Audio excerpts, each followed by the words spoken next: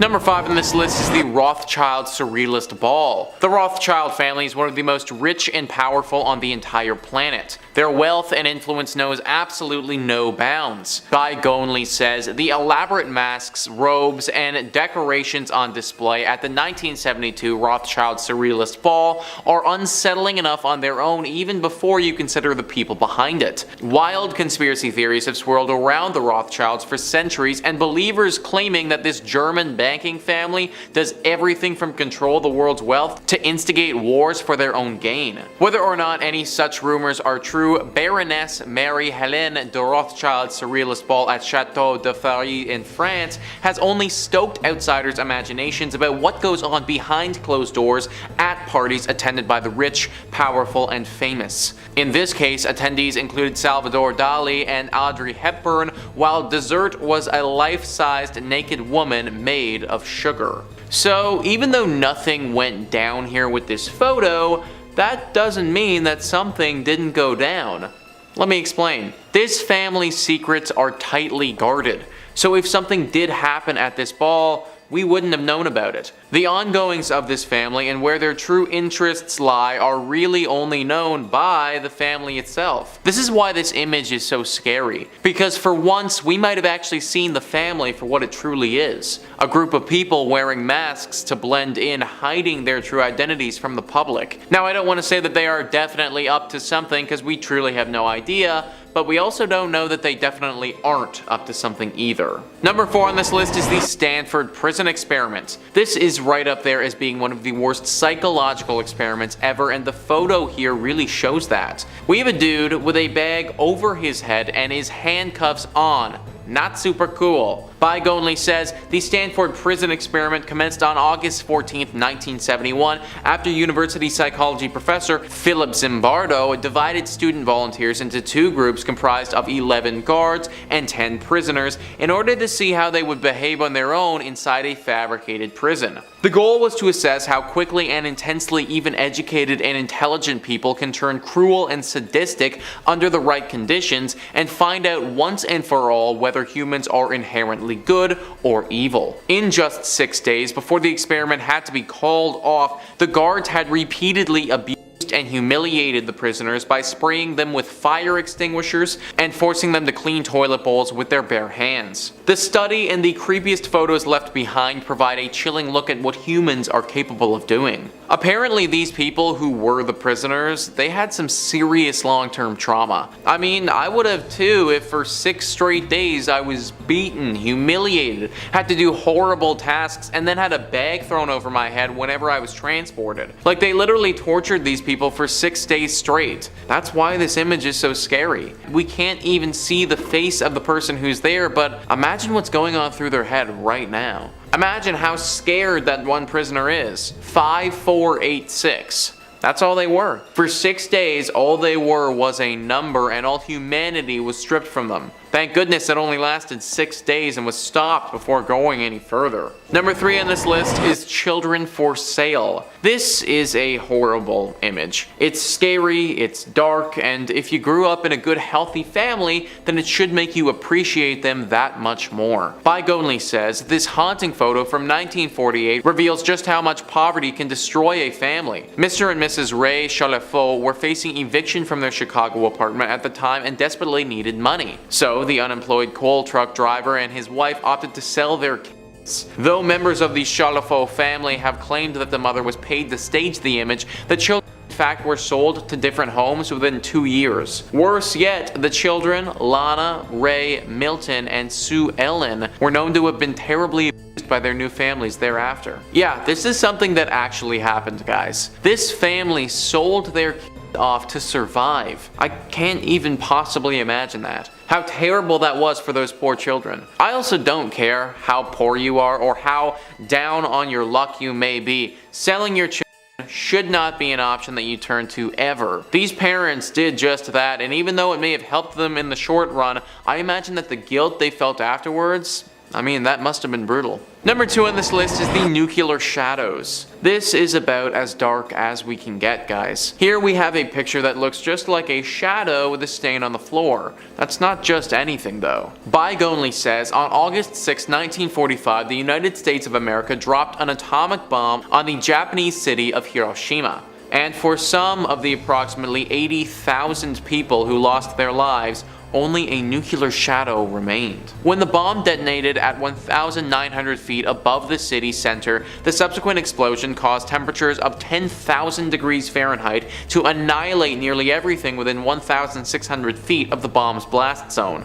Almost anything and anyone within a mile was destroyed. The bomb's light and heat were so extreme that they bleached the city's exposed surfaces, except in places where an unsuspecting person shielded the building or sidewalk or bridge from the blast with their own body in their final moments alive. Those shadows, the ones that appear on the ground and on the buildings that were left standing, those are where those people were standing or sitting or just flat out existing when the bombs went off. In a second, they were gone. And literally the only evidence that they were ever even there at all was these shadows that remained. A horrifying indicator of what went down here and the overwhelming devastating power that comes from a weapon like this. Nukes have only ever been used on human beings twice, and even that is far too many times. Number 1 on this list is John Wayne Gacy. John Wayne Gacy was born in 1942 and died in 1994 by lethal injection. Another name that you may know this man as is the Killer Clown. The image that we have here is of him while he was only a few years old, holding what looks to be 2 guns. As a 3-year-old, this picture doesn't come off as super threatening, but when you consider that he would go on to kill 33 people, it becomes a lot darker. John had some sick sexual passions and had interest in young. He carried out his sick fantasies by luring people to his ranch, using his personas as a fun clown for kids. He did this many times and ended up killing 33 separate individuals and abusing countless more. This all happened primarily in the 70s, and he was only arrested in 1978. I was reading up on what he did a lot for this video, and sadly I can't really get into too much detail on here because YouTube wouldn't like that. Just know that he performed some horrible things, stuff that makes you cringe and makes you feel sick just reading about. That's ultimately what makes this photo of back when he was just a kid so creepy. At number 5, the witch's well. And whilst Europe as a whole has had a long tragic line of witch hunting throughout its long and bloody history, there is perhaps one location in Scotland that exemplifies that period more so than any other. Edinburgh Castle is a hive of activity, a beautiful structure that speaks of the city's ancient roots and its mystical origin, but as you walk around its high walls, you'd may be amiss to know that you're walking amongst the same ground of a brutal and horrifying massacre that stretched out over a century.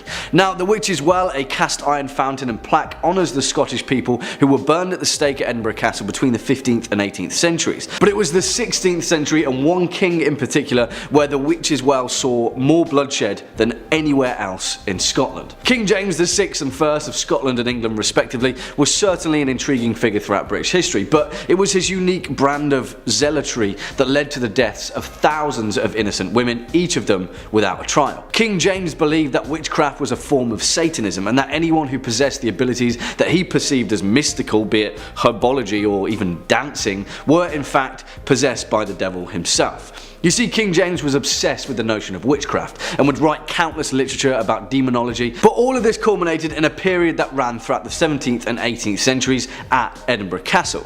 As a result, more than 4,000 alleged witches, nearly all of them female, were mercilessly put to death. In fact, so many of them were brutally murdered that the usual act of burning at the stake was replaced with routine hanging, the last of which took place in 1728. During this horrifying satanic panic, pretty much anyone and everyone could be unrightfully accused of practicing black magic. Many of those that were killed were keen herbalists demonstrating an ancient practice of medicine. Some of them were mentally ill and wrongfully deemed possessed, and even rarer, some of those killed were merely on the wrong end of someone else's malice, murdered over a squabble. It was a brutal time not only in Scottish history but the entirety of the British Isles, and the Witch's Well at Edinburgh Castle stands as a monument, a mortal reminder of those vile deeds. Swinging in at number 4, Scarra Bray. And to be honest, I just love saying that name, Scarra Bray. Scarra Bray. Feels good under the tongue, right? Well, the thing is, for this entry on our list, we're going to be going back pretty far. In fact, further back than any other entry in Scottish history, and perhaps even further back than any other historical instance imaginable, really. Scarra Brae is a location far, far older than Stonehenge and far older than even the Great Pyramids of Giza themselves, and it's tucked on a series of little islands just off the coast of Scotland, Orkney. Europe's most complete ancient Neolithic village, which, whilst being completely and utterly amazing in itself, may also be evidence of a far more terrifying event than any of us could have ever imagined. You see, there is a reason why Scarra Brae is often called the Scottish Pompeii, because although it is remarkably preserved in a similar fashion to the ancient Italian volcanic city, it also seems to be evidence of a similar sort of disaster. Back in the winter of 1850, a severe storm battered Scotland, causing immense damage to the populace and over 200 deaths. In the Bay of Scale within the Orkney Isles, the storm stripped away a mass of earth, and when the storm cleared, the nearby villagers were astounded to find the outline of an ancient village. Although the local Laird William Watt of Scale conducted an excavation, it wasn't until 1927 that the actual location was fully excavated, which would take another 60 or so years to be completed. Originally, it was thought that the site was from around 500 BC, but when radiocarbon samples were fully tested, it was revealed that Scarra Brae was built by at least 3180 BC. Now, as there is evidence of the inhabitants of Scarra Brae being taken by surprise and fleeing the site in a hurry, such as remains of choice meats being cooked on the fire left behind, and evidence of one woman fleeing in such haste that her necklace broke as she tried to squeeze through the narrow doorway of her home. Now, while Scarra Brae is still very much a mystery, the leading theory is that the disaster in question was another equally terrifying storm, the same kind that unearthed it in 1850. If that's the case, I think we should be on the lookout for a storm. Next up at number 3, the Massacre of Glen Co. And this one in particular has been immortalised in countless fictional works, paying homage to a terrifying and bloodthirsty event in Scottish history. But as is the case with many things, the truth of this historical instance is full of far more horror than in fiction. Now, the Jacobite uprising was a particularly complex and brutal time in the history of the British Isles, but the worst of it culminated in the Scottish Highlands. After losing the throne of England and Scotland to William III in March of 1689, after landing in Ireland in an attempt to regain the throne, James II and VII recruited a small force of Highlanders to support him in his campaign through Scotland. Now, it's important to note that many Scottish clans have remained loyal to King James, the most profound of which were the MacGregors, the Keppoch MacDonalds, and of course the Glen Co MacDonalds. And keep that name in mind. You see, the thing is, in August of 1691, the government had offered an indemnity to all Scottish chiefs, as long as they swore an oath of allegiance before New Year's Day, January the 1st, 1682.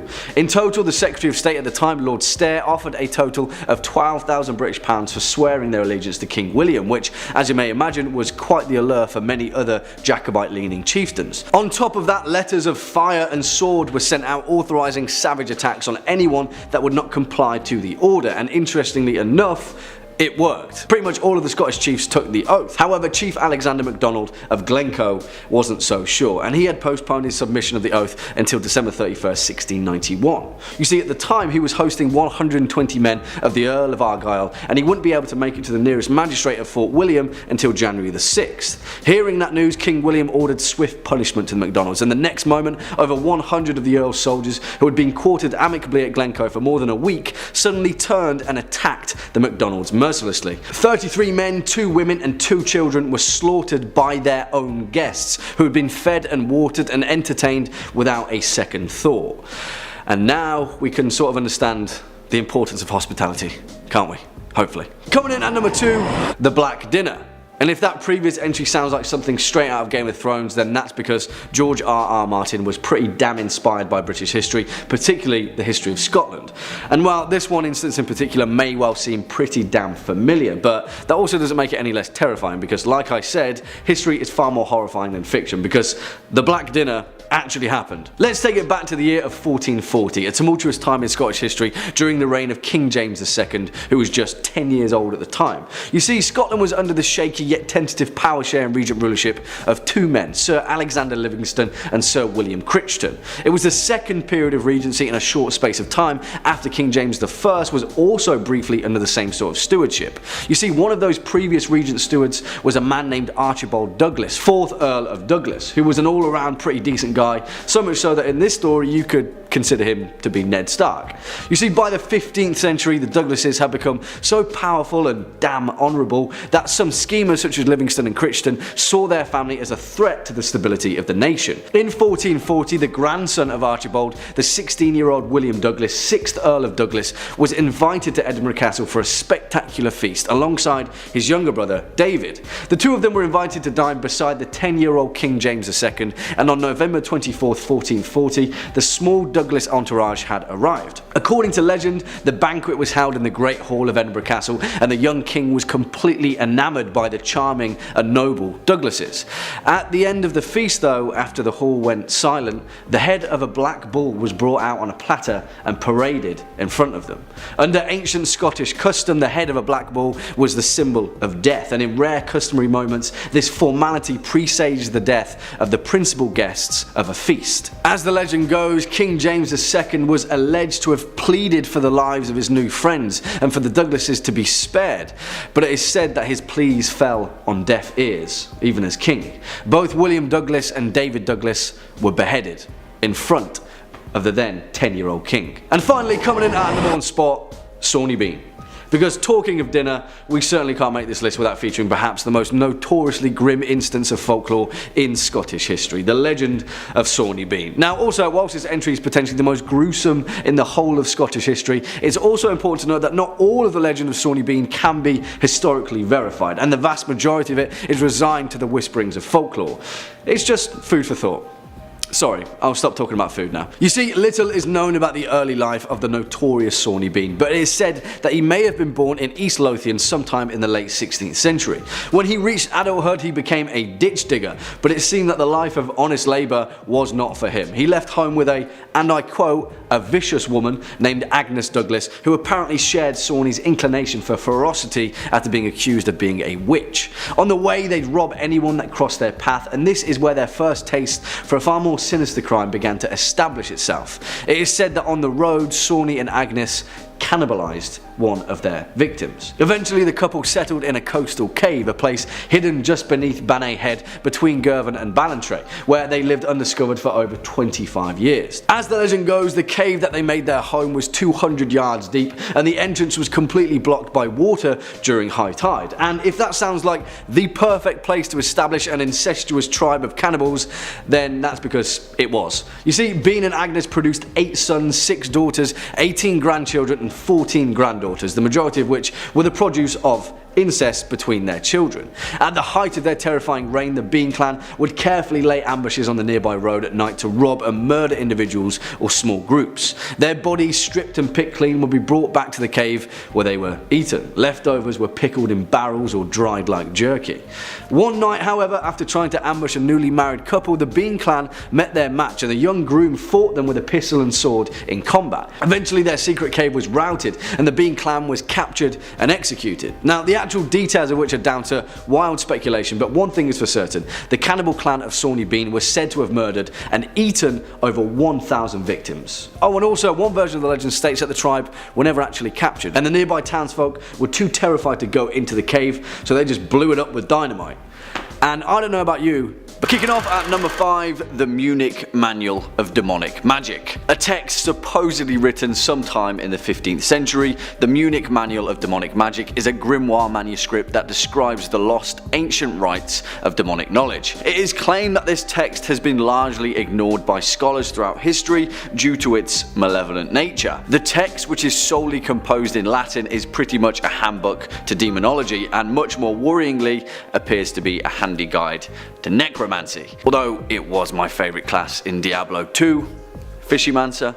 If you know, you know. The text was later picked up, and an edited manuscript was published in 1998 by Richard Kieckhofer, an American medievalist and religious historian, where it was renamed Forbidden Rites and Necromancer's Manual of the 15th Century. Stranger still though, a vast portion of this book has yet to be fully translated, so who knows what the hell is lurking deep within its message. Coming in at number 4, Picatrix, which is a word that I just love saying.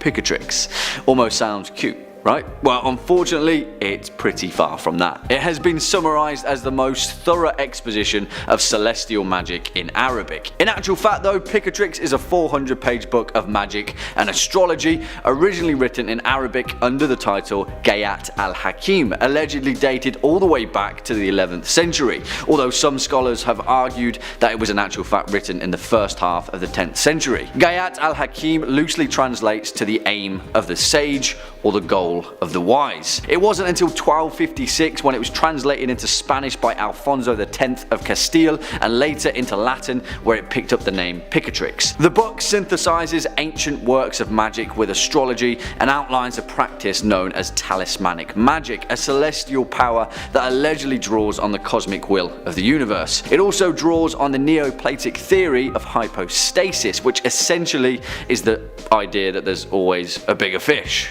and it may or may not be a demon. Next up at number 3, the Grand Grimoire. A text so nefarious and mysterious that most people believe that it's kept deep in the bowels of the Vatican Church's ancient vaulted archives, which, sadly for us, isn't open to the public. While there is no evidence for this, the Grand Grimoire has nevertheless gained notoriety throughout the modern era, with its legend being popularized in the early 20th century. Plain and simple, this grimoire outlines black magic, with different editions dating the book between 1521, 1522 and 1421 respectively, although the most likely versions were written in the early 19th century. The Grand Grimoire is also known as Le Dragon Rouge, or the Red Dragon, and is later divided into 2 sections: the Sanctum Regnum, which outlines the instructions for making a pact with a demon and commanding the spirit through the means of a blasting rod into doing the reader's bidding, including instructions to make a pact with the devil. The second part is known as Le Secret Magique ou le Grand Art de pouvoir parler aux morts,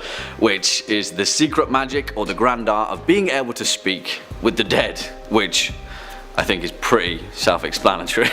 Swinging in at number 2, the Sworn Book of Hanorius, and this is perhaps one of the oldest existing medieval grimoires that can actually be verified in its entirety. It's important to note that this grimoire shouldn't be confused with the grimoire of Pope Honorius, because this one is an entirely different story. Written by Hanorius of Thebes, a mysterious historical figure shrouded in the occult, this grimoire is pretty much a play-by-play guide on how to conjure and command demons and allegedly contact a divine celestial power. It outlines the use of seals, an operation outlined in the Key of Solomon, which may or not be on this list. The first medieval reference of this text was in 1347. It appears numerous times throughout history, in 1456 and frequently throughout the 14th and 15th century. Allegedly, the Sworn Book of Hanorius is a product of a conference of magicians who thought it would be a grand old idea to stick their heads together and condense all that vast mystical knowledge into one single volume. Wow, that volume just so happened to be a staggering 93 chapters of demonic, all-powerful, mystical know-how. That's some pretty heavy reading. And finally, our number 1 spot, the magical treaties of Solomon, and the primary means that we even understand the term demon. The magical treatise of Solomon is some mystical, funky stuff shrouded in the mystery of an ancient world. Well, the Byzantine Empire to be specific. Also known by its more lofty name, the Little Key of the whole art of hygromancy, found by several craftsmen and by the holy prophet Solomon, which, you know, if you're going to name something, you may as well name it in full. This grimoire is literally the cornerstone of every grimoire ever made, and serves as the bridge between the Roman era Testament of Solomon and the Renaissance Key of Solomon, where the mystical era of demonology made its return. Allegedly, it was based upon the found scripture of King Solomon, laying out his knowledge to his son Rehoboam, and it is pretty much a guidebook on a vast amount of magical techniques and tools to summon and control a host of demonic spirits, create charms, understand the differing means of divination, and heal through the powerful use of herbalism. Whatever your thoughts, there's no doubt that the magical treatise of Solomon had a massive influence on everything from folklore and witchcraft to horror cinema and even Harry Potter, and whatever it is, it makes for a bloody interesting story. Sunshine. There was nothing 1950s and 60s America loved more than dropping big nuclear devices and watching them go kaboom. From a plan to nuke Alaska, which could still happen, to actually nuking space, America wasn't shy about seeing some scenery and thinking, I'll put a mushroom cloud there. But in these early days of nuclear weaponry, we still didn't really know the effects these nuclear tests had on the human body. We had estimates on how much radioactive strontium produced by tests would kill a person, but the exact effects of fallout on humans and human tissue were basically unknown and unstudied. And what we did know about levels of strontium-90 worried scientists at the time, and yet, the world continued to test weapons. Project Sunshine was a series of research studies that began in 1953 to figure out the impact of radioactive fallout on the world's population. The project was initially kept secret and only became known publicly in 1956. Commissioned jointly by the United States Atomic Energy Commission and USAF Project RAND, Sunshine sought to examine the long-term effects of nuclear radiation on the biosphere due to repeated nuclear detonations of increasing yields. With the conclusion from Project Gabriel that radioactive isotope SR90 represented the most serious threat to human health from nuclear fallout, Project Sunshine sought to measure the global dispersion of SR90 by measuring its concentration in the tissues and bones of the dead. Of particular interest was tissue from the young, whose developing bones had the highest propensity to accumulate SR90 and thus the highest susceptibility to radiation damage. It was in this environment that scientists at the Sunshine Conference, ergo the influence on the name, a conference that looked at the long-term effect of atomic weapons, argued in favor of sampling strontium fallout in humans to determine whether potentially damaging levels of it were present in different populations. In 1955, there was a meeting of the Atomic Energy Commission, which came up with some of the specifics of the testing and urged researchers to use their own contacts to discreetly get a hold of tissue and bone samples without disclosing the nature of the research being concluded, nor getting permission of the deceased. Dr. Willard Libby said in the transcription of that meeting, which was only released to the public in 1995, that it is a matter of prime importance to get them, and particularly in the young age group. So human samples are of prime importance, and if anybody knows how to do a good job of body snatching, they will be really serving their country. Sunshine recruited a worldwide network of agents to find recently deceased little ones and then take samples and even limbs that were collected without notification or permission. Around 6,000 corpses from 26 bone collection sites around the world were shipped under top secret conditions to the project headquarters in Chicago and to a satellite research office at Columbia University in New York. In one particularly grim example, a stillborn's legs were removed by researchers in the UK, and the mother was told that she couldn't dress the stillborn for the funeral, to conceal from her that the legs had been taken for the project. I can't believe I just found out about this for the first time today. Number 4, Project MKUltra. This is easily the most well-known theory on today's list. I remember hearing jokes about it while I was growing up without really knowing exactly what anyone was talking about. So this was a CIA program called MKUltra, which had the stated goal of developing biological and chemical weapon capability during the Cold War.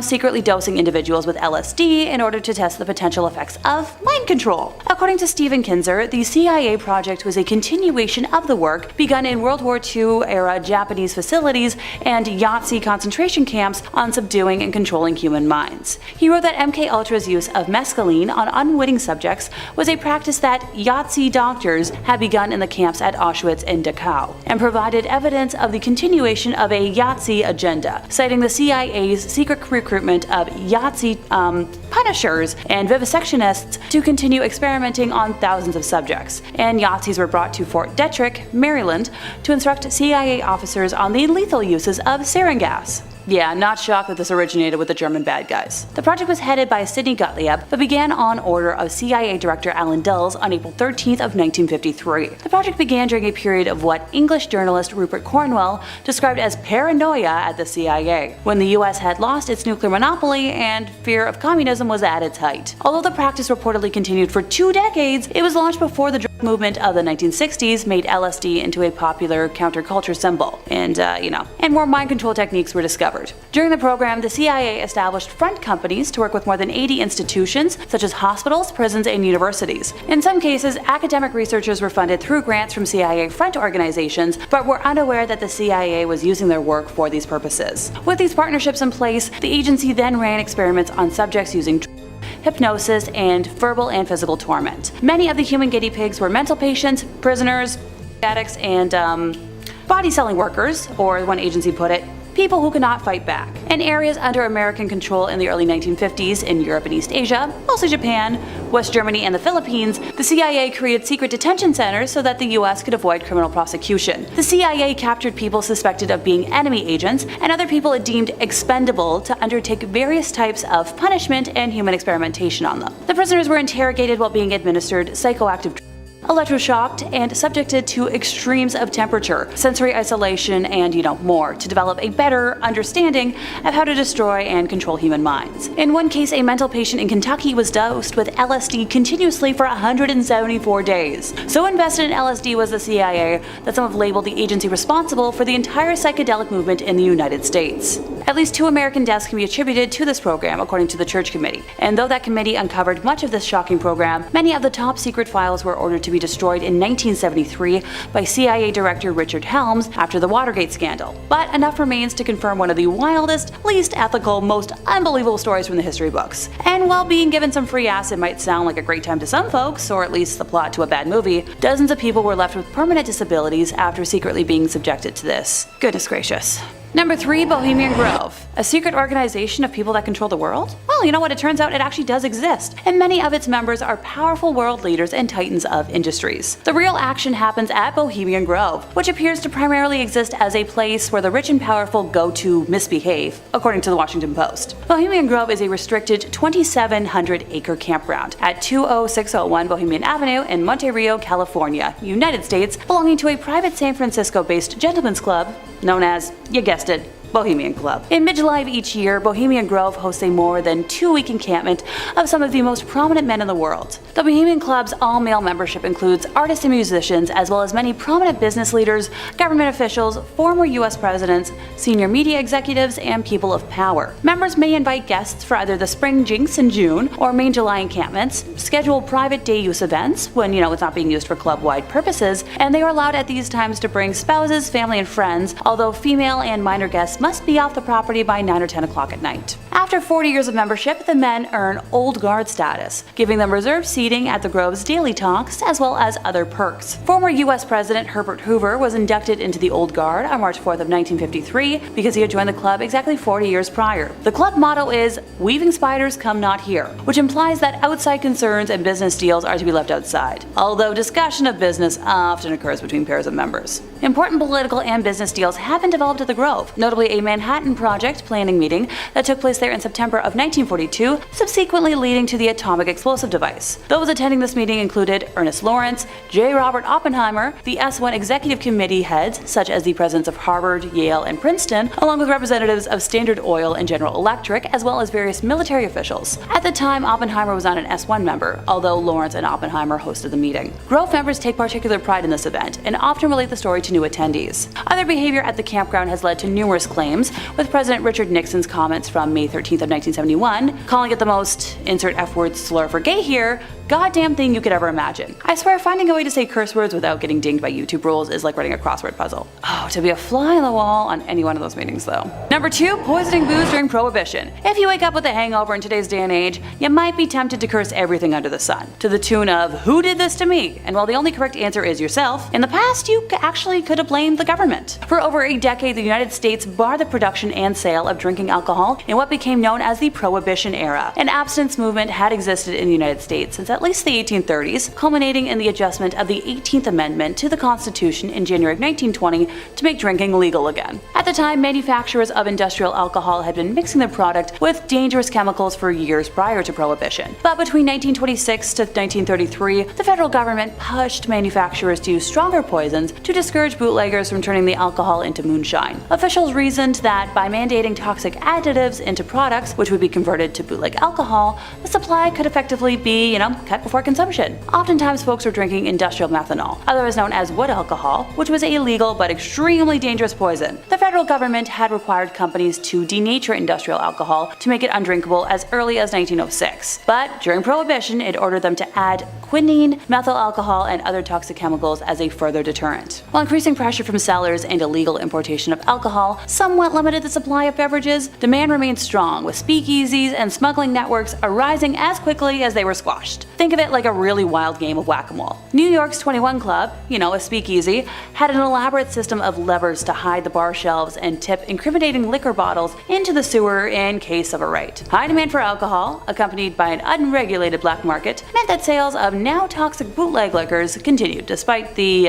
additional poison. By the end of the decade, though, officials in the federal government adapted their strategies for enforcing Prohibition. In 1929, enforcement of Prohibition transferred from the Internal Revenue Service to the Justice Department. government, which then launched massive crackdowns on organized crime in cities like Chicago, New York, and Philadelphia. It wasn't until the repeal of the 18th Amendment in 1933, which I already mentioned, that the federal government reversed course on its temperance policies. By the end of Prohibition, more than 10,000 Americans had been killed by tainted booze, though. Number 1. Canadian gaydom. So while Canada as a country legalized gay marriage a whole decade before the United States, we haven't always been the most progressive about it. In the 1960s, Canada was actually so paranoid that the government developed what they called a fruit machine, and today was when I learned the origin of the derogatory use of the word. I knew of its use in queer contexts before, but never like the origin. It was developed by a psychology professor with Carleton University, and the subjects were made to view sexy gay videos. The device then measured the diameter of the pupils of the eyes, perspiration, and pulse for a supposed erotic response. The machine was employed in the 1950s and 60s during a campaign to eliminate all gay men from the civil service, the RCMP, and the military. Thanks to the nonsense, a substantial number of workers did lose their jobs, believed to be in the 400-person range. Although funding for the project was cut off in the late 1960s, the investigations continued, and the RCMP collected files on 9,000 people who had been investigated. So the machine used a chair similar to that used by dentists. It had a pulley with a camera going towards the pupils, with a black box located in front of it that displayed pictures, ranging from, the mundane to sexually explicit photos of men and women. It had previously been determined that the pupils would dilate in relation to the amount of interest in the picture, in a technique termed the pupillary response test. Current Prime Minister Justin Trudeau offered an apology and compensation to those affected back in 2021,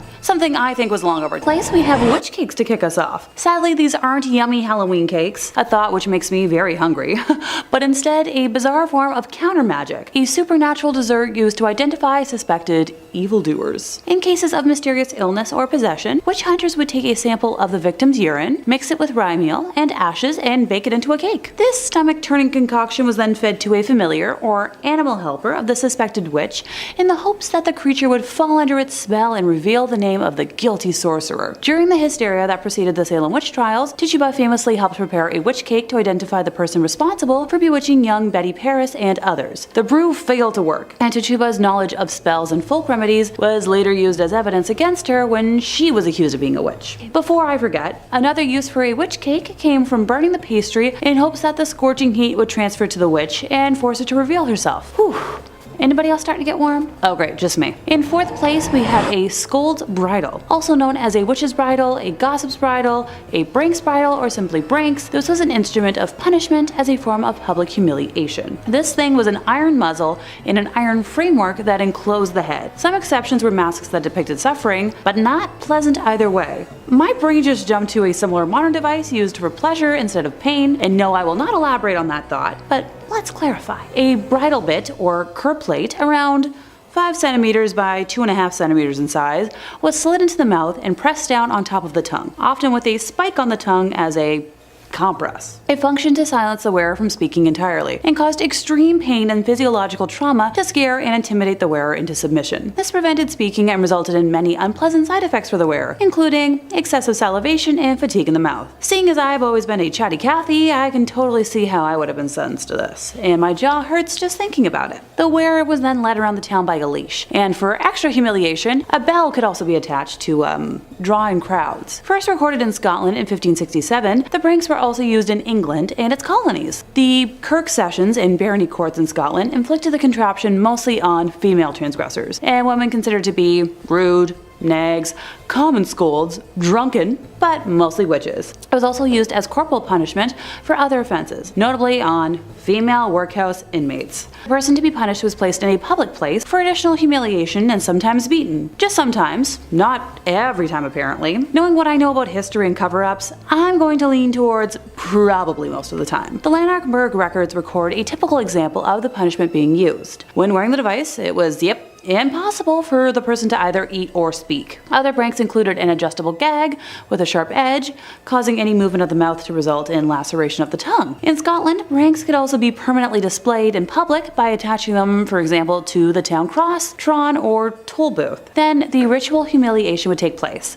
with the miscreant on public display. Displaying the pranks in public was intended to remind the populace of the consequences of any rash action or slander. Whether the person was paraded or simply taken taken to the point of punishment, the process of humiliation and expected repentance was the same. Time spent in the bridal was normally allocated by the Kirk session in Scotland or by a local magistrate. In third place, we have a ducking chair, not to be confused with a cucking chair, which is a whole other concept, or the red hot stools women accused of having sexual acts with the devil would have to sit on. I sadly don't have enough information to unpack that stool, other than ouch! But let's get on with the ducking, shall we? The ducking stool was a strongly made wooden armchair, often made out of oak, in which the offender was seated, with an iron band being placed around them so that they would not fall out during their immersion.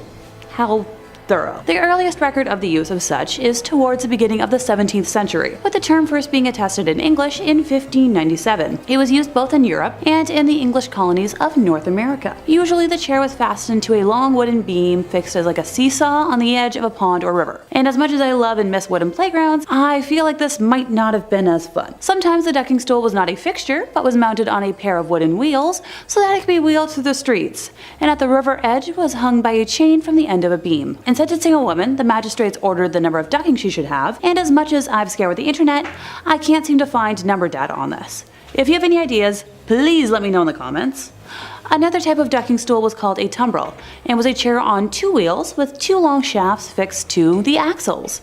This was pushed into the pond, and then the shafts would be released, ergo tipping the chair up backwards. Sometimes the punishment proved fatal and the subject died. Once again, the sometimes should be taken with a pound of salt. In medieval times until the early 18th century, ducking was a way used to establish whether a suspect was a witch. The ducking stools were first used for this purpose, but ducking was later inflicted without the chair. In this instance, the subject's right thumb was bound to her left big toe, her left thumb to her right big toe, a rope was tied around the waist of the accused, and she was thrown into a river or a deep pond. If she floated, it was deemed that she was in league with the devil, rejecting the baptismal water. If she sank, she was cleared. Oh, and she'd be dead. Can't forget that part. Silly me. In second place, we have witchmark hunting and pricking. Witch hunters often had their suspects stripped and publicly examined for signs of an unsightly blemish that witches were said to receive upon making their pact with Satan. This devil's mark could supposedly change shape and color and was believed to be numb and insensitive to pain. Prosecutors might also search for the witch's teat, which was an extra nipple allegedly used to suckle the witch's helper animals. In both cases, it was really easy for even the most minor physical imperfections to be labeled as the work of the devil himself. Oh my, the horror. Moles, scars, birthmarks, sores, and tattoos could all qualify, so examiners rarely came up empty-handed. I'm trying to think of just how many birthmarks I have all over my body, so just add that to the tally of how I'm, a witch. Seriously, I feel the burning from the flames already. In the midst of witch hunts, desperate villagers would sometimes even burn or cut off any offending marks on their bodies, only to have their wounds labeled as proof of a covenant with the devil. So, damned if you do, damned if you don't. If I'm adding like scars to my blemish count, yeah, forget it. Okay, I think the temperature in here just went up another couple of degrees. Seriously. If witch hunters struggled to find obvious evidence of witches' marks on a suspect's body, they might resort to the ghastly practice of pricking as a means of, sussing it out. Come on! Even having a flawless body isn't going to exonerate you? What the heck? Witch hunting books and instructional pamphlets noted that the marks were insensitive to pain and couldn't bleed, so examiners used specially designed needles to repeatedly stab and prick at the accused person's flesh until they discovered a spot that produced the desired results. In England and Scotland, the punishment was eventually performed by well-paid professional prickers, many of whom were actually con men who used adult needle points to identify fake witches' marks. Well then, if you ever feel like your job just, isn't real, remember that people in history were paid to do well. Along with pricking, the unfortunate suspect might also be subjected to scratching by their supposed victims. This test was based on the notion that possessed people found relief by scratching the person responsible with their fingernails until they drew fluid. If their symptoms improved after clawing at the accused's skin, it was seen as partial evidence of guilt. No, absolutely not. I can't see anyone being proven innocent whatsoever from this nonsense. Talk about a biased court. In first place, we have dismemberment and mutilation. This is where my own stomach gets all topsy-turvy, so fair warning, I can handle creepy stuff, no problem. But gore? There's a reason I haven't been able to bring myself to watch the Terrifier movies. So when witch hunters wanted to get answers back in the day, if I haven't made it clear enough by now, they didn't really care about being humane or, coercion, just being right. They would do whatever they deemed necessary to get a confession, leading many witches to confess just to make the pain stop and end their lives, well, humanely, say goodbye to your fingernails, because that was practically just a footnote in what they were allowed to do. Walpurga Hosmanen of Bavaria was led through multiple different stages of mutilation while being paraded to her execution. At the first stop, her left breast and right arm were branded with irons, then her right breast at the second stop, her left arm at the third, with her left hand being then branded at the fourth stop. Once they reached the place of execution, her right hand, with which she had made her oath as a midwife, was cut off before she was finally burned alive at the stake. Oh, her ashes were not allowed to remain on soil, but they were just, dumped in a stream. Probably the most extreme extent of this was a punishment normally reserved for killers, but exceptions were made for witches who confessed without torture to crimes deemed brutal enough for it. Are y'all ready for this? The offender would be strapped to 4 horses, with one arm or leg attached to each separate horse, and then on command the horses would start running and rip the offender's arms and legs off. The person would die somehow, and painfully, through life source and limb loss. And on that note, we've reached the end of our time. Number 5, Gettysburg. For Americans, the Battle of Gettysburg is probably one of the more famous battles in your history. It was an incredibly bloody battle that marked a turning point in the war towards the Union, as it was a heavy victory over the Confederacy, halting the moving invasion towards the North. And that's about all the American history I remember from school. Unfortunately though, grand victories come at an impossible cost, and as such, countless lives were lost. Well, not entirely countless. Historians have estimated that the number hovers around 50,000 soldiers killed. With that in mind, with 50,000 lives cut short amidst a torrent of screams, bayonet jabs, musket fire, and cannons blasting off, is it any surprise that some of these tortured souls haven't quite been able to move on just yet? Gettysburg isn't just a place where history comes alive, it's a place where it hasn't quite fully died. The town of Gettysburg is filled with historical tours and ghost tours you can go on, with visitors and locals claiming that just about anywhere you go, you'll find something mysterious happening. Phantom shots, battle cries reverberating out hundreds of years later. One of the more haunted points of interest is the Devil's Den. I mean, obviously, listen to the name. A particularly bouldery stretch of land in Gettysburg that was host to a brutal battle where 5,000 soldiers died alone. Visitors claim that they can see the apparitions of the soldiers still at war. One particularly freaky Gettysburg story that they probably leave out of the history books is the story of Jenny Wade. Jenny Wade was a civilian killed during the Battle of Gettysburg when a stray bullet struck her while she was baking bread. The house where she lived, now known as the Jenny Wade House, is believed to be haunted by her spirit. Visitors and staff have reported hearing footsteps, doors opening and closing on their own, and the aroma of freshly baked bread, all attributed to Jenny's presence. Well, at least there's someone still making food for all those ghostly soldiers. If anyone's ever been down to Gettysburg, let me know if you've ever had a weird experience there. I would love to hear it. And if you're looking for more weird experiences of ghosts and all things supernatural, well, you don't have to book a plane ticket anywhere because you're in exactly the right place already. Make sure you hit subscribe so you can get all the latest on our scary stuff, and ring that little bell as well, and you'll get up-to-date notifications when we upload. But do that at the end of this video, okay? Because I got 4 more scary battlefields coming for you right now. Number 4, Waterloo. The Battle of Waterloo, that's the one in Belgium, not the Kitchener-Waterloo area, was fought in 1815 and was a significant historical event for a few reasons. First and foremost, I think we can all agree the most important thing that came out of the Battle of Waterloo was that it inspired one of ABBA's most time-tested bangers. Secondly, and less important, it was a conflict that ended up ending Napoleon's impressive rule, ending the Napoleonic Wars. Just like the Battle of Gettysburg, this was a brutal battle that claimed the lives of thousands of soldiers on both sides. If you're learning anything from this video, it's that war is not great for the soldiers. One of the most famous ghostly legends associated with the Waterloo battlefields revolves around a spectral little drummer boy. According to the story, visitors and locals have reported hearing the faint sound of a drum being played in the distance, and it's said that this haunting sound resembles a military drummer echoing through the night. Some people claim that they see an apparition dressed in this uniform believed to be the ghost of a young drummer boy who lost his life during the battle. Another ghostly encounter is the soldiers' apparitions. Visitors claim that sometimes you can see shadowy figures dressed in period uniforms, marching across the fields or standing silently as if reliving battles. They're described as fleeting and ethereal, vanishing as soon as they are noticed. Well, maybe ghosts get shy too when they're not ready. As well, Well, visitors to Waterlue battlefields claim that they have felt a profound sense of sadness and unease while walking through the fields and exploring the landmarks. Definitely, I feel like any place like this where you just know how many lives have been lost all in one little stretch of land, that would kind of make me feel some sort of way. Waterloo. Couldn't escape if I wanted to. How right Abba was. Number 3, the Banickburn Battlefield. Our next entry on the list today is in Scotland, near the village of Stirling, and it's the Banickburn Battlefield. A site of great historical significance for Scotland due to the Battle of, well, wouldn't you guess it, Bannockburn. The forces of King Robert of Scotland and King Edward II of England clashed, leading to a huge loss for the English, as 11,000 of their knights were cut down in battle. Now, this battlefield may not be as outright haunted as some of the other locations I've talked about so far, but the locals still say to keep your eyes peeled for spirits. Kind of like the drummer boy, there's a legend of a ghostly piper who is said to haunt this battlefield, and that he appears at dusk, playing his pipes and leading an invisible army across the field. Some witnesses claim that they can hear a faint bagpipe sound or even see a spectral figure dressed in traditional Scottish attire. He's forever marching with his troops, and let me just say, I don't think I could imagine anything half as haunting as a ghostly bagpipe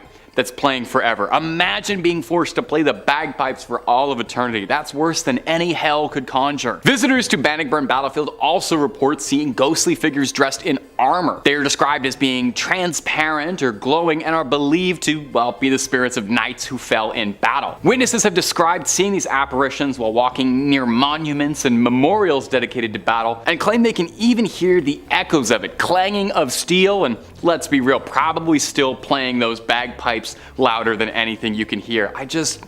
I can't imagine how annoying a ghost bagpipe player is, and I'm not sure I'm going to be able to get over that. Number 2, the Boredino Battlefield. The Battle of Boredino was fought on September 7, 1812 during Napoleon's failed invasion of Russia and was one of the grisliest conflicts of the war. Are we surprised that 2 different battlefields from the Napoleonic Wars are considered haunted? I'm not particularly, because that guy invaded a lot of places, and I'm willing to bet that emotions were probably pretty high around him, and I would say the vibe was just probably off. So I'm not surprised that enough emotionally tormented souls have spawned so many ghosts. The village of Borodino is about 70 miles west of Moscow and has a reputation for ghostly legends and reported hauntings. Why don't you pop your ears open and take a listen to some of the stranger things that have come out of the Borodino battlefield. According to local legends, on the right nights, particularly the anniversary of the battle, witnesses claim to hear the sounds of galloping horses and the clash of sabers as the cavalry rushes in. Some people take it a little step further and say they've even seen apparitions of the cavalry charging, as if they're reenacting the battle. You guys can't get over the war. You fought it once already. You don't have to fight it for eternity. You don't have to keep fighting it. It's over. It's done. It happened. There are people too who claim that they've encountered a spectral figure dressed in a white medical coat, believed to be the ghost of a surgeon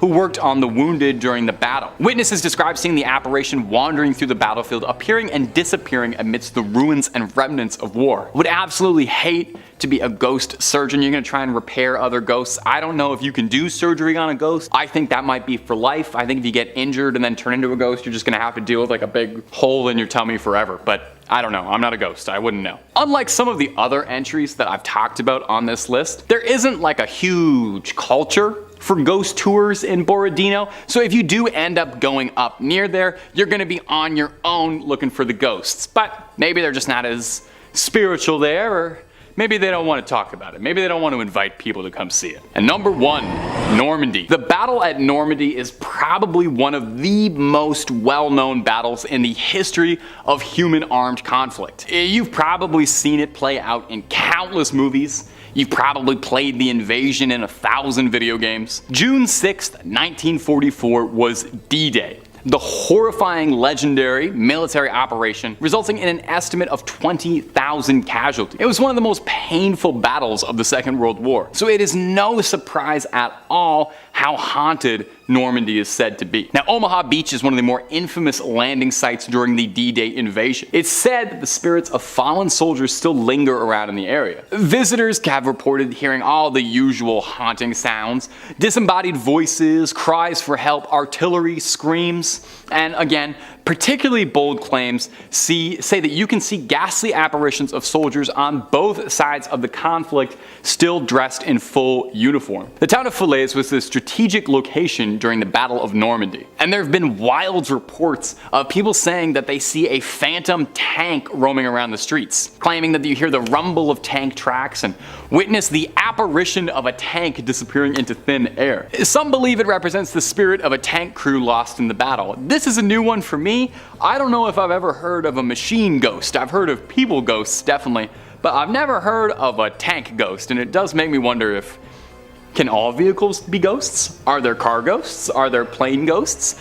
I'm not sure, but I'd love to know. Now, these are just a few examples of the many, many ghostly stories and hauntings associated with Normandy. The region's intense conflict and sacrifice has left a sort of permanent mark on the area. You know, it's kind of hard to separate Normandy from that big thing that happened there. So many visitors do report feeling kind of eerie and unexplained when visiting these historic sites. I think you walk around an area like that, you're just thinking about a lot of death. It's definitely on your mind. Coming in at number 5 is the Great Pyramid of Giza. As one of the 7 wonders of the world, the Great Pyramid of Giza is a highly visited historical landmark. Located in Egypt, the Great Pyramid of Giza was built roughly 4,000 years ago. It took nearly 30 years to build the 481-foot pyramid, and ever since its construction, it has captivated the world with its enigmatic aura and awe-inspiring size. However, beneath its extraordinary exterior lies a dark legend that has haunted historians for centuries, the dreaded Curse of the Pharaohs. This ancient curse stems from the belief held by ancient Egyptians that the entombed pharaohs should not be disturbed in their eternal slumber, protecting the deceased on their journey to the afterlife. Anyone dumb enough to disturb these pharaohs would be struck with the wrath of the gods, unleashing a terrible curse upon themselves and their companions. The most infamous story surrounding the curse of the pharaohs involves the tomb of Tutankhamun, discovered by British archaeologist Howard Carter and his team in 1922. After working day and night to open the tomb, Howard Carter would send a messenger to his home to run an errand. When the messenger got to his house, he found a cobra that had broken in, a symbol of the Egyptian monarchy. This omen that Carter received was the only warning that he and his team got. And spoiler alert, they didn't listen to it. The team continued to enter the tomb, unearthing an astonishing treasure trove of artifacts. Soon after Tutankhamun's tomb's opening, a series of mysterious and untimely deaths would occur among those involved in the expedition. The first to go was Lord Carnarvon, the financial backer of the excavation, who died suddenly after getting an infection from a mosquito bite. 6 months after Carnarvon's death, a lesion on Tutankhamun's left cheek was found to be healed. Whether this correlates with Carnarvon's fatal mosquito bite remains a mystery, as his body decomposed before the healed cheek was found. Over the years, numerous other accounts of misfortune and tragedy associated with the pyramid emerged, only adding to the curse's reputation and the fear surrounding it, such as George J. Gold, a visitor of the tomb who died of a fever he developed following his visit. There's also Henry Field, who received a scarab from the tomb from Howard Carter. The scarab was inscribed, "Cursed be he who moves my body. To him shall come fire, water, and pestilence." Shortly after, his house would burn down, and after it was rebuilt, it would then flood. The curse of the pharaohs remains a chilling tale that leaves a lingering sense of dread and unease. Every time we gaze upon the Great Pyramid of Giza, we are reminded that some doors are better left unopened, and that there are secrets in this world that may forever be shrouded in darkness. Anyway, coming in at number 4 is the cursed city of Akkad. The cursed city of Akkad was a bustling metropolis located within the heart of ancient Mesopotamia. It stood as the capital of the Akkadian Empire during the 24th and 23rd centuries BC. The origins of this curse are as mysterious as the city itself. According to ancient legend, the Akkadian king Naram Sin is said to have deeply angered the Mesopotamian god of wind, Enlil. He did this by plundering Enlil's temple and declaring himself a deity himself, which challenged the divine order. To punish Naram Sin, the gods unleashed a devastating curse upon the city of Akkad, sealing its fate in doom. The curse manifested itself through a series of unnatural and natural disasters, floods, famine, unending warfare, and of course, death. With the major city under so much duress from a mix of nature and war, the gods decreed that the city of Akkad be destroyed in order to spare whoever survived their wrath, and cursed the ruins. Legends speak of wandering souls trapped within the ruins of Akkad, seeking revenge against any who dared to trespass their domain. The people who visited the ruins anyway would report hearing disembodied voices, cold chills, and the feeling that they were being watched by some unknown entity. To this day, historians and archaeologists alike recount tales of unexplained events happening to them and any who attempt to excavate or study the ruins of Akkad. Some have even gone so far to report ghostly figures walking among the ancient remains. The cursed city of Akkad serves as a chilling reminder of the greed of great rulers and how that greed often turns into hubris. Next up at number 3 is Australia's very own Ayers Rock, also known as Uluru. The curse of Uluru casts a mighty shadow of fear over this iconic sandstone monolith in Australia's vast outback. Rising majestically from the rugged desert landscape, Uluru holds sacred significance for the indigenous Australian peoples. According to Aboriginal beliefs, Uluru is a site that holds tremendous spiritual power and holds the essence of the ancestral beings who once walked the earth and shaped the land. The spirits that reside within the monument are said to be its guardians, and disturbing the site is believed to invoke a potent curse upon those who disrespect its sanctity. Tourists who venture too close to the rock, take photos of it, or even have taken rocks or soil as souvenirs have reportedly faced long runs of bad luck, misfortune, and a string of unfortunate incidents, all attributed to the wrath of these ancestral spirits. Tourists often regret stealing from the sacred location, going on long journeys to return stolen parts of Ayers Rock. The Uluru National Park's main office receives hundreds of packages containing contraband from the site, many containing notes claiming to have experienced great misfortune since taking the contraband. In response to the curse and deep cultural significance of the rock, the local Anangu people, traditional custodians of Uluru, officially banned the climbing of the landmark in 2019 to respect the cultural sensitivities of the site and to protect naive tourists unaware of the curse that could land upon them. Uluru's curse stands as a testament to the profound spiritual connection Australian Aboriginals have with their land, and teaches us that some places are best approached with caution and respect. So if you ever plan on going rock climbing, I'd recommend taking Ayers Rock off your list. Counting down to number 2 is the ancient Roman city of Pompeii. Pompeii, a city frozen in time, the catastrophic volcanic eruption on Mount Vesuvius in 79 AD. It holds a haunting tale of a curse that echoes through the ages. The city's ruins remain preserved by layers of volcanic ash, giving us a snapshot of the terror felt by its residents at the time of the eruption.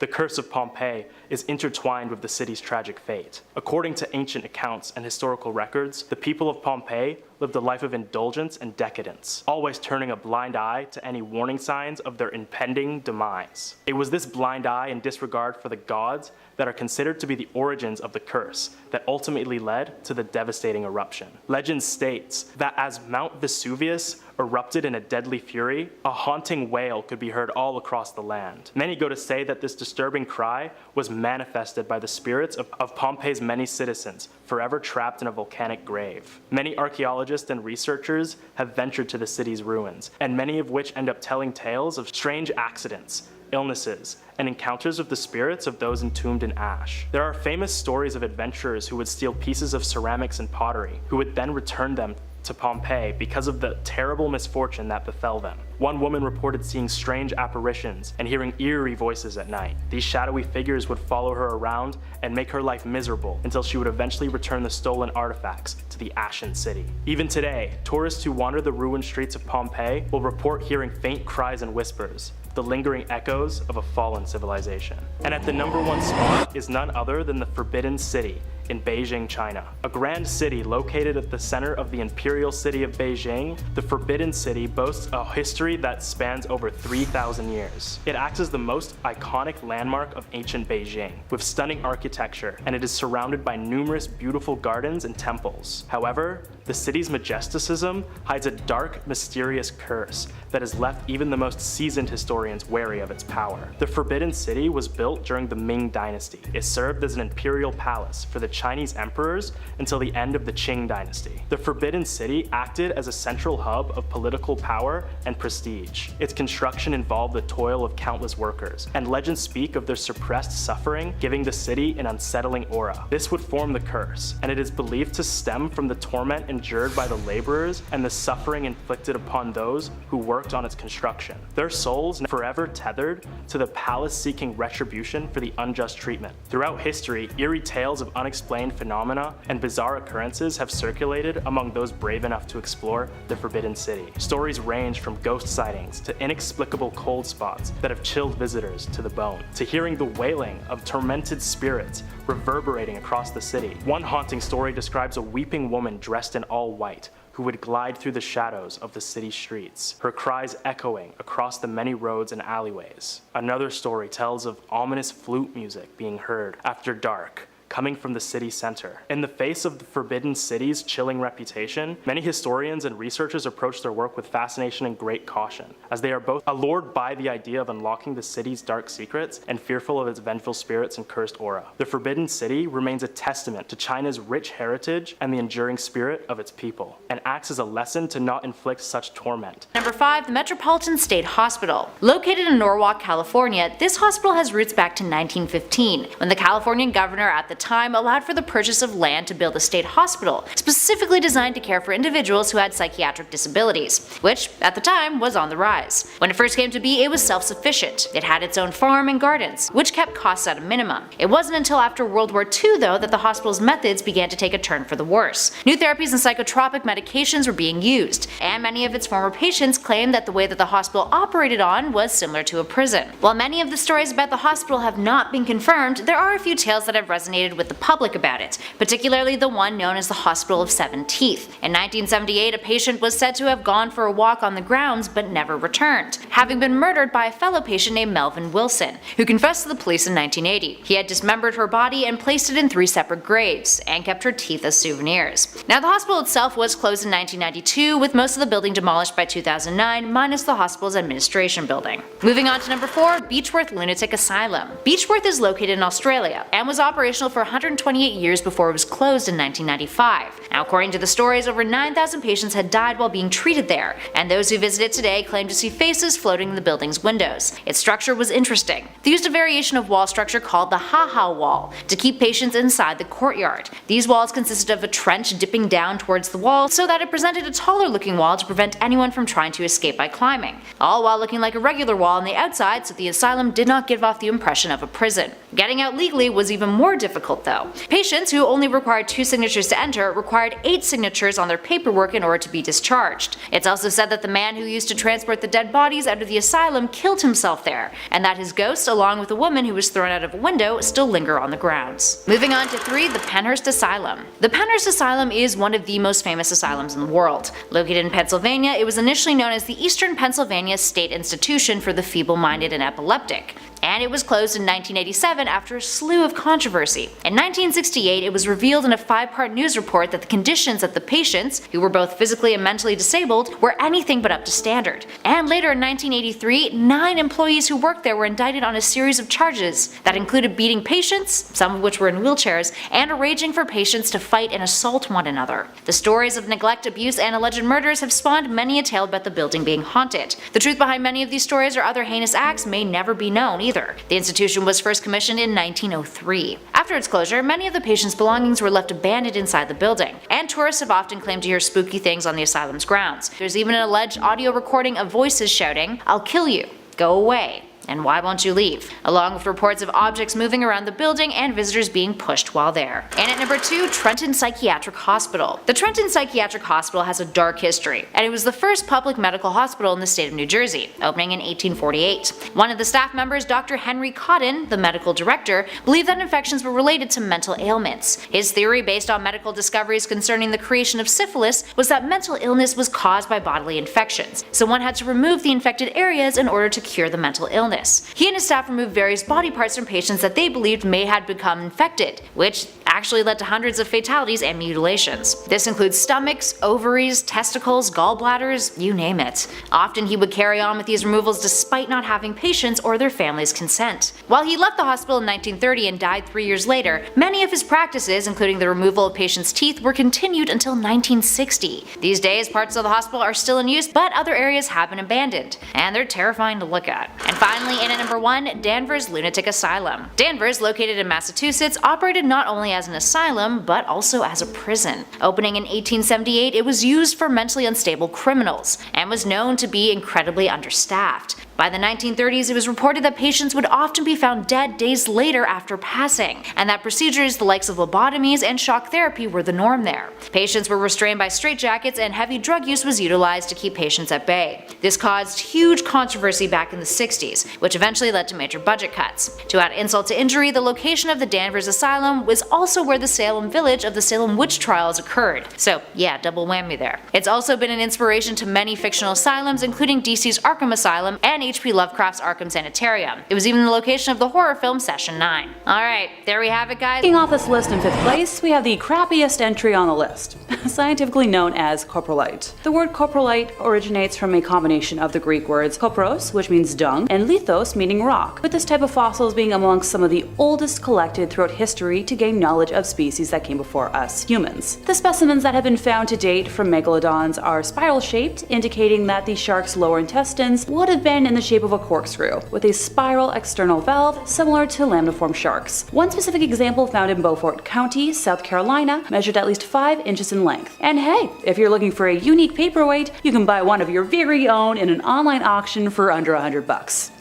In 4th place, we have the Panama nurseries. Discovered in 2010 and believed to be 10 million years old, this finding led to the first thorough study of the youngest in the species. Fossil evidence from the area suggests that millions of years ago, the region had shallow shorelines, warm water, and flourishing marine life, which would have made it a perfect place for baby sharks to thrive. Lead author on the project, Catalina Pimiento, has been quoted as stating that scientists were able to interpret the ancient protection strategies used specifically on the fossil record in the area. This discovery was solidified based on an analysis done on a collection of 25 megalodon teeth, which were discovered in the same area that were deemed to be too small to belong to fully grown members of the species. Nurseries would provide a safe haven for the baby sharks to grow, shield them from predators, and protect them as they learn to hunt. This practice was not exclusive to the megalodon species, with modern-day shark breeds such as cat sharks and great whites adopting similar ways of raising their young. The nurseries would typically be found in warm, shallow waters, such as coral reefs and mangroves, places that could offer an abundance of food. This discovery also offers a newer theory as to how the species went extinct over 3 million years ago. With the knowledge that megalodons thrived in warmer temperatures, as the climate began to cool around 5 million years ago, it would have reduced the availability of suitable nurseries for the sharks to raise their young. Without good nurseries, baby sharks wouldn't have survived, which may have helped drive the species to extinction. As of 2023, 5 potential nurseries have been discovered, being in the Atlantic, Caribbean, and Pacific basins, with fossils discovered ranging from 3 to 16 million years ago. Coming in 3rd place, I'd like to discuss what science has been able to establish based off of what we know from other sharks. It's believed that megalodons were a robust-looking shark and would have had a similar build to the great white shark. The jaws would have been more blunt and wider than the great white. The fins would have also been similar in shape, but much thicker due to their size. Its chondrocranium, or cartilage-based skull, would have had a blockier and more robust appearance than that of the great white. It would have had a pig-eyed appearance with smaller, deep-set eyes. The tail fin would have been crescent-shaped with a small anal fin and second dorsal fin, and there would have been a caudal keel present on either side of the tail fin for stability. Megalodon were officially the largest macropredatory shark that ever lived, reaching upwards of 67 feet in length. In 2020, a 2D model of a roughly 52-foot long megalodon was built to break down the specific measurements of the shark. They would have had a 15.3 feet long head, gill slits that were 4 foot 8 inches long, a 5'4" dorsal fin, 10 foot long pectoral fins, and a 12 foot 8 inch tail fin. In 2022, a 3D model with the same basis as the 2020 study was built, resulting in a body mass estimate of 61.56 metric tons. At this size, they would have needed to consume 98,175 calories per day, 20 times more than what an adult great white male requires. For comparison's sakes, human adults only need around 2,000 calories per day, so imagine the entire population of a town of about 50,000 people being swallowed whole each day. Adult males would have had a body mass of 12.6 to 33.9 metric tons, and mature females would have been around 27.4 to 59.4 metric tons. As with all sharks, their skeletons were made of cartilage rather than bone. Ergo, most fossil specimens are poorly preserved, and that's if they're able to be recovered at all. To support their extremely large teeth, the jaws of the megalodon would have been more massive, stouter, and overall more strongly developed than those of the great white. It's believed that the largest of the species had jaws spanning roughly 6.6 feet across, and scientists have said that they would have been able to open their mouths to a 75-degree angle. With fossils having been discovered around the globe, it's believed that they could tolerate temperatures between 1 to 24 degrees Celsius. Funny enough, same as most of my friends.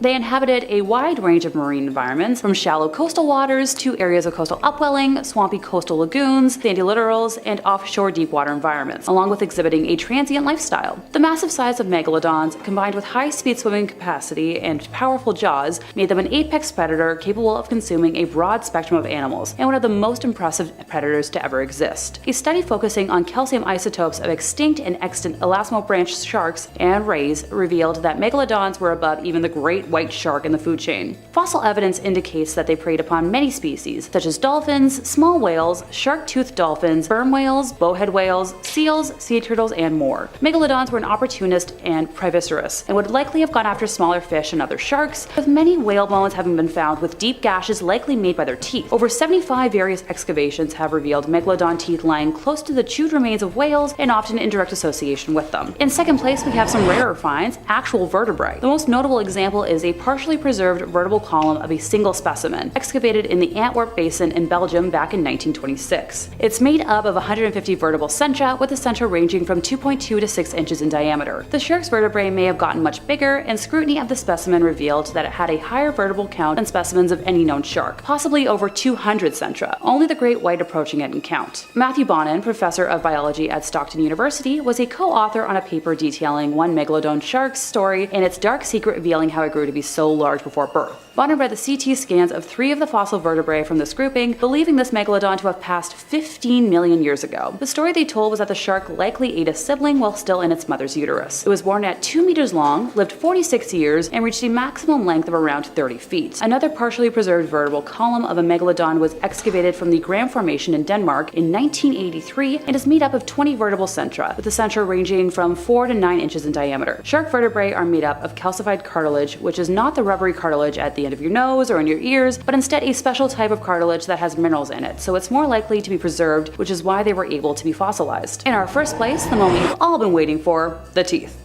Seeing as the literal definition of megalodon is big tooth, how could that be anywhere on this list other than the #1 spot? Megalodons had 4 kinds of teeth in their jaws: anterior, intermediate, lateral, and posterior. Their front teeth are fairly symmetrical and do not point mesially, so the side of the tooth towards the midline of the jaws where the left and right jaws meet. Diagnostic characteristics of the teeth include a triangular shape, powerful structure, large size, fine serrations, a lack of lateral denticles, and a visible V-shaped neck, which is where the root would meet the crown, with the teeth meeting the jaw at a steep angle, similar once again to, you guessed it, the great white shark. The tooth was anchored by connective tissue fibers, and the roughness of the base would have added to mechanical strength. The lingual side of the tooth, which would have faced the tongue, was convex, and the other side of that tooth, known as the labial side, was slightly convex or flat. The anterior teeth were almost perpendicular to the jaw and symmetrical, whereas the posterior teeth were slanted and asymmetrical. Megalodon teeth can measure over several inches in slant height, so diagonal length, and are the largest of any known shark species, reminding us once again that they were the largest of all macropredatory sharks. In 1989, a nearly complete set of megalodon teeth were discovered in Saitama, Japan. Another nearly complete associated megalodon dentition was excavated from the Yorktown formations in the United States and served as the basis of a jaw reconstruction of a megalodon at the National Museum of Natural History. Based on these discoveries, an artificial dental formula was put together in 1996 to help with building recreations and estimating the overall size of these massive beings. I'd quote it here, but I promise y'all don't want me repeating mathematical equations I don't understand. Just ask my high school math teachers if you don't believe me. They had over 250 teeth in their jaws, which were spread out over 5 rows. A single row is estimated to have been made up of 46 front teeth. A single row is estimated to have been made up of 46 front row teeth, 24 in the upper jaw, and 22 in the lower jaw. The reason so many teeth have been recovered is because, like all sharks, they would replace their teeth as they grew, or as the teeth became worn or damaged. New teeth are continually grown in a groove in the shark's mouth, and the skin acts as a conveyor belt to move the teeth forward into new positions. Younger sharks would place their teeth more often than older ones, similar to most other beings. We don't have exact data on the rate teeth would have been replaced just yet. We can safely assume that an adult megalodon would have shed thousands of teeth in its lifetime. The teeth were also serrated, which would have improved efficiency in cutting through flesh or bone. Megalodon teeth are the most common fossil found from the species and can be easily acquired for your personal collection. Prices range from $12 to over several $1,000s in online auctions. Kicking off the list at number 5, Charlotte's Web. Said by E.B. White himself, "I wrote this for children and to amuse myself. This is a story of a barn." I mean, he's right. The story we all grew up to know about Charlotte's Web involved a spider, a pig, a message, and a happy-ish ending. But the original story of Charlotte's Web may give you chills. E.B. White raised pigs for slaughter growing up. He always felt conflicted when it came time to kill the animals, so one pig in particular got sick, so E.B. decided to try and nurse it back to health, and he even stayed up with it all night to comfort the pig. Alarming, but kinda cute. The pig sadly did not end up surviving. Mortified by the loss of his new friend, E.B. decided to write an essay titled "The Death of a Pig," based on his time with the animal. Shortly after, E.B. noticed a spider making an egg sac in his barn. Days later, E.B. noticed that spider didn't return to its sac. So, worried about the offspring, E.B. then took the egg sac with him to New York City in an old candy box. That's disgusting. Oh, with breathing holes, of course. Days after E.B.'s arrival to New York City, the spiders hatched and crawled out of the holes in the candy box. So if that doesn't make you feel sick enough, E.B. wrote in a letter that the spiders strung tiny lines from my comb to my brush, from my brush to my mirror, and from my mirror to my nail clippers. That's the grossest thing I've ever heard. If I went over to this guy's apartment and saw tiny webs all over his toothbrush and nail clippers, I would faint. I'd be out of there. What a nightmare. I would just walk in with a hairdryer and just fire away. And if that's not gross enough, he said the spiders were so small you couldn't even see them. Nothing more comforting than hanging out with invisible spiders, guys. Hey, we're gonna do a pre-drink at EB's. We're gonna have White Claws and tiny spiders. It's gonna be sick. Roll through. The illustrator for the book wanted to give Charlotte the spider a human face that resembled the Mona Lisa. That would have been hilarious. They go to kill the spider and she's just staring back at them like... Charlotte's Web received a huge amount of praise and even landed a movie deal. What you might not know is that Charlotte's Web got a huge amount of backlash because of the fact that Charlotte dies. Spoilers. What do you think? Did the story go too far or not far enough? Let us know. Number 4, Hansel and Gretel. Growing up, I loved trick-or-treating, interacting with strangers in exchange for free candy. Hell yeah, what could possibly go wrong? Well, the popular tale from 1812 written by the Brothers Grimm featured 2 children in medieval Germany. The children had been abandoned by their parents. Lost and starving in the woods, they find a house made of gingerbread. Yummy. The original title of the book was called Roland and Maybird, which doesn't sound nearly as cool, in my opinion. My apologies to anybody named Roland. Set during the Great Famine in 1314, a father decides it's best to just abandon his kids due to the small amount of food he was able to gather. The kids end up finding their way back home with breadcrumbs, so what does he do? He just abandons them all over again. Hey, you know what they say, if at first you don't succeed, abandon your kids twice? I don't know. The lost starving kids come across a huge house made purely of gingerbread. So exhausted, the children begin to eat the house without realizing it's a trap set by a witch. That's a lot of gingerbread. I mean, I feel like once I ate the mailbox, I'd tap out. If I had a glass of milk, maybe the doorknob as well. Maybe. So once the children are captured, the witch then makes Gretel force feed her brother Hansel until he's nice and fat. And then, once all of the food is consumed, the witch would then eat Hansel. Kind of like a stuffed turkey, except disgusting. Now, during this famine, it is said that food was so hard to find that dead bodies were actually dug up out of their graves, so the remaining pieces of flesh stuck in their eye sockets and everything can be consumed by starving villagers. Could you imagine? Wow, Tom, this beef jerky's great. Where'd you get it? He's just staring at you like, you don't want to know. Many versions of this dark tale have been rewritten for kids with the famine plot excluded. There have been many versions of the story, and even a movie starring Jeremy Renner and Gemma Arterton. The movie is a violent comedic take on the classic, so if you're feeling a gore-filled witch hunting film, be sure to check it out. Number 3, The Little Mermaid. Yeah, we all wish we had a crab sidekick that sang and gave you life advice, but what about being tortured by oysters 24/7? Well, the original story for The Little Mermaid, written by Hans Christian Andersen in 1837, included much more graphic details of the #sea life. This version still involved her mermaid sisters, but this time they were drowning sailors just for the fun of it, while they were singing to them. That's not cool, guys. I mean, get Monopoly, do something, play Rock Band. Stop drowning sailors, come on. And just when Ariel thought she was safe on land, every step she takes results in excruciating pains in her feet. And that just plain old sucks. Like, you know how sometimes when you're sitting on the toilet too long, maybe you're looking at memes, watching most amazing top 10 videos, something cool, and then your feet go numb for a few minutes and you can't walk? Well, Imagine feeling that all the time. No thank you. Somebody get this girl some sea Uggs. Oh, and she doesn't end up getting married to the prince. He ends up choosing somebody else. And her punishment? Dancing at the wedding. How awkward is that? Congrats guys, super happy for you. I'll just be over here drinking wine and crying all night. Cheers. Number 2, Peter Pan. Myself and many others grew up watching Peter Pan and the Lost Boys having invisible fun food fights. The 1991 Spielberg classic titled Hook introduced most of us to the late Robin Williams. It was fun for the whole family. The amount of times I watched Hook growing up. My first word should have been bangarang, but instead it was something lame like spoon, I don't know. Before any of the fun adaptations, it actually began as a play. The play first opened in 1904 at the Duke of York's Theatre in London. It did so well that the novel arrived just 7 years later in 1911. The story about Peter Pan was much darker than we know now. The Devil Wears Prada or tights.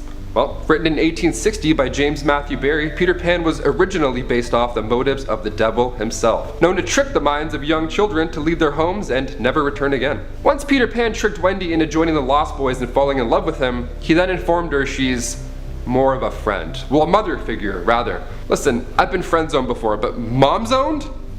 That's just wrong on many levels. And finally, number 1, Little Red Riding Hood. We've heard many variations of the classic tale. One version in particular I'm quite fond of. Roald Dahl's take on the classic involves most of the same plot, except when Little Red is asking the wolf questions about his appearance, the fur coat gives it all away and Little Red proceeds to pull out a pistol and shoots the wolf.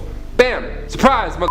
She's even seen later on rocking a fancy new fur coat. Even if it's warm out, Little Red will still find a way to flex that new fit. And its original version from the 10th century, however, has a much more sinister ending. Instead of the big bad wolf pretending to be the grandmother, it's actually an ogre, and not the fun Shrek type of ogre either. This ogre tricks Little Red into consuming her grandmother whole, similar to that crazy witch in Hansel and Gretel.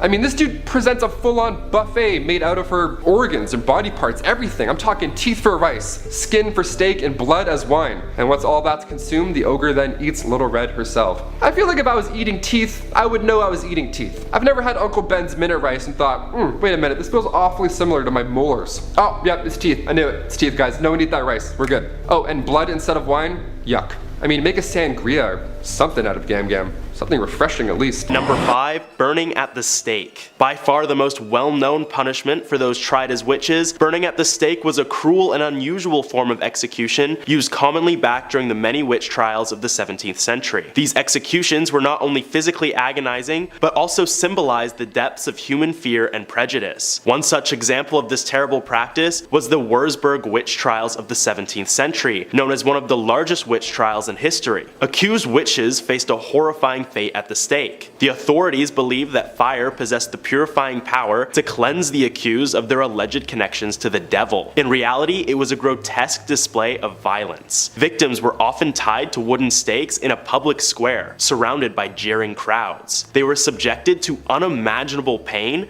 as the flames slowly consumed them. The agony of being burnt alive was drawn out, excruciating, and inhumane. What made the burning of witches particularly cruel was the complete absence of credible evidence. The trials were fueled by paranoia, superstition, and hysteria. Accusations were often based on flimsy hearsay, personal grudges, or even just random suspicions. The accused had little chance to defend themselves, and confessions were often extracted through rigorous mental and physical torment. These false confessions only added to the tragedy, as innocent people were forced to implicate themselves and others in a desperate attempt to end their suffering. Furthermore, the persecution of witches during the Wurzburg witch trials, like many other witch hunts, was often intertwined with gender bias. Women, especially those who didn't conform to societal norms, were disproportionately targeted. Accusations of witchcraft could be used to control and punish women who challenged the status quo or were perceived as a threat to male authority. The cruelty of burning witches at the stake was not limited to the physical torment. It was a gruesome spectacle, intended to terrify the populace into submission. Public executions were meant to send a message that dissent would not be tolerated and that conformity to prevailing religious and social norms was imperative. The psychological impact on society was profound, as fear and mistrust tore communities apart. The Wurzburg witch trials, like many others, were eventually recognized as a dark chapter in history. They serve as a stark reminder of the dangers of mass hysteria, religious fanaticism, and the absence of due process. Today, we look back on these events with horror and regret, vowing never to repeat the cruelty of burning alleged witches at the stake. It is a somber lesson that underscores the importance of justice, reason, and compassion in our pursuit of a more enlightened society. Next up at number 4, witch cakes. Witch cakes are a bizarre and unsettling aspect of the witch trials that swept through colonial America during the 17th century, as exemplified in the infamous case of Tituba. These cakes, concocted from peculiar ingredients, were believed to possess the power to reveal the presence of witches. While they may seem like a bizarre footnote in history, witch cakes serve as a chilling reminder of the hysteria and irrationality that fueled the witch trials. In the case of Tituba, a slave woman living in Salem, Massachusetts, witch cakes played a central role in her ordeal. Tituba was accused of practicing witchcraft, and her accuser sought a means to expose her supposed demonic affiliations. They decided to bake a witch cake, a crude mixture of rye meal and the urine of the afflicted girls who claimed to be victims of witchcraft. Ew. The logic behind these cakes was deeply flawed and rooted in superstition. It was believed that by feeding the cake to a dog, the dog would act as a conduit, causing the witch to experience pain and reveal their true nature. This bizarre form of witch detection demonstrates the length of which fear and paranoia can drive people to concoct irrational and cruel methods of persecution. Tituba was subjected to this ordeal, and when the dog exhibited unusual behavior, because it was eating urine, it was seen as evidence of her guilt. This marked the beginning of her traumatic journey through the Salem witch trials, which ultimately led to her confession under duress. The use of witch cakes underscores the hysteria and desperation that characterized the witch trials. Accusers and authorities were willing to resort to absurd and unscientific methods to justify their persecution of those they believed to be witches. These methods were not only illogical, but also cruel, as they subjected the accused to public humiliation, physical examinations, and often torment. Number 3. Dunking. Dunking was a cruel and unusual punishment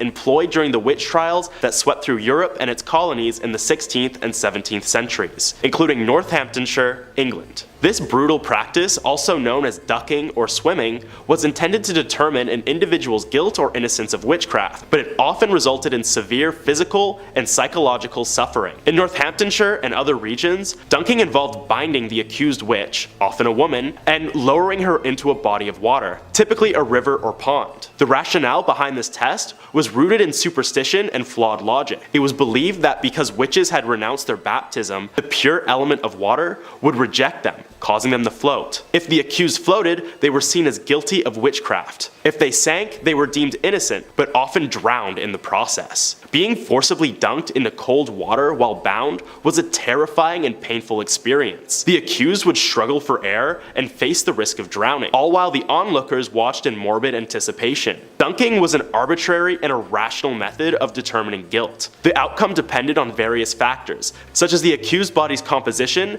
and the skill of the dunking implementers. Innocent people could easily be declared guilty, leading to wrongful executions. Despite its cruelty and lack of reliability, dunking persisted in witch trials because it was consistent with the prevailing belief in the supernatural and the desire for swift justice. It was only with the eventual decline of witch hunts and the advent of more rational legal systems that such inhumane practices were abandoned. At number 2, prayer tests. Prayer tests stand as the greatest example of the unjust nature of the witch trials and the persecution of innocent individuals, making it a cruel punishment for anyone put on trial. They were a controversial and often absurd method used during the witch trials to supposedly rule out witches. These tests were grounded in superstition and religious fervor rather than sound evidence. Two notable cases, those of Jane Wenham and George Burroughs, shed light on the use and cruel consequences of such prayer tests during witch trials. Jane Wenham's case is one of the last witch trials in England, occurring in 1712. She was accused of witchcraft in Hertfordshire, and her trial attracted considerable attention due to the changing climate of skepticism regarding witch trials. One of the methods employed to test her guilt or innocence was the prayer test. In Wenham's trial, the prayer test involved having the accused recite the Lord's Prayer without error, usually out of the Bible or other holy texts. It was believed that a witch would be unable to utter the prayer correctly due to their alleged unholy nature. However, this test was deeply flawed and arbitrary, as it ignored the fact that many accused witches were uneducated and might struggle with reading the Lord's Prayer, especially in the intense and stressful environment of a trial. She also underwent dunking in order to test her witchy nature. Fortunately, Jane Wenham was found not guilty, thanks to the rising skepticism surrounding witchcraft. Even when accused of flying, the judge would retort, "Is flying a crime?" which it isn't. Her case is often cited as a turning point in England's witch trials, as it exposed the irrationality and injustice of such proceedings. But in the case of George Burroughs in 1692, he wasn't so lucky. George Burroughs was one of the individuals accused and executed during the Salem witch trials in colonial Massachusetts. His case highlights how the prayer test was used in the American context. In Burroughs' trial, the authorities used the Lord's Prayer as a test of his innocence. They believed that if he couldn't recite it correctly, he must be a witch. Burroughs, to the astonishment of many, recited the prayer flawlessly, challenging the validity of the test. However, the court, fueled by hysteria and prejudice, dismissed this as a trick of the devil. So much for testing him, right? George Burroughs was ultimately convicted and hanged, illustrating how even when an accused individual passed the prayer test, it did not guarantee their acquittal or protection from the witch hunt's irrationality. So yeah, if you were wanted dead back then, you would be made dead. And at number 1, crushing. In the annals of history, the Salem witch trials of 1692 stand as a stark testament to humanity's capacity for cruelty, particularly in the realm of legal punishment. Amid the hysteria that gripped colonial Massachusetts, a plethora of cruel and unusual methods were employed to elicit confessions from the accused witches. Among these harrowing practices, the use of pressing or crushing remains one of the most chilling. The process of pressing was as brutal as it was inhumane. The accused individual would be stripped of all dignity and laid down in a dark, dank cell. Heavy stones or wooden boards, laden with an unimaginable weight, would then be stacked upon their chest. The agony that followed was beyond words. As the relentless pressure bore down, every grasp for breath became a desperate struggle. The rationale behind this method was chillingly simplistic. Those who confessed to their alleged dealings with the devil could halt the pressing, while those who resisted would face an excruciating demise. The authorities, consumed by fear and paranoia, believed that witches, having supposedly consorted with Satan, possessed a supernatural resilience that rendered them impervious to such torment. The cruelty of pressing was evident not only in its physical brutality, but also in its stark absence of due process. Accused witches had no chance to defend themselves, no legal representation, and no recourse to justice. Their fates rested in the hands of accusers and a court swayed by mass hysteria and irrational beliefs. Perhaps the most infamous case of pressing during the Salem witch trials was that of Giles Corey. A resilient and principled man, Corey refused to enter a plea, knowing that doing so would lead to the forfeiture of his property. His stoic resistance, in the face of a slow and agonizing death, made him a symbol of defiance against the unjust trials.